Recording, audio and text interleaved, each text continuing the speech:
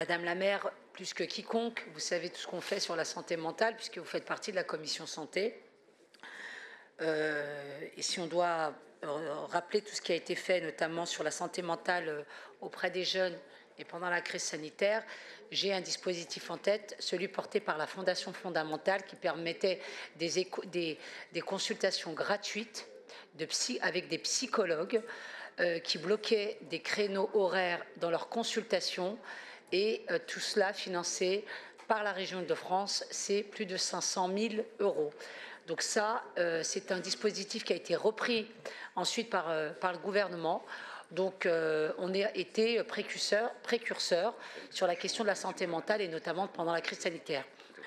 Donc vous faites par contre là référence à un centre de santé, effectivement, sur la question de la santé mentale, qui est financé dans son fonctionnement par l'ARS. Et vous le savez, on n'a pas la compétence santé à proprement parler, et c'est l'ARS qui est chef de file sur la question de la santé. Notre financement à nous, il est sur de l'investissement.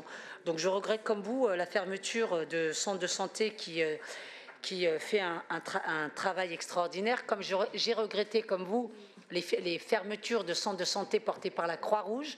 Mais nous sommes là en appui sur de l'investissement, et s'il y a des fermetures, eh bien c'est là au niveau de l'ARS. On est tellement compétent qu'on a financé près de 500 structures de santé avec près de 72 millions d'euros. C'est les chiffres que j'ai donnés tout à l'heure.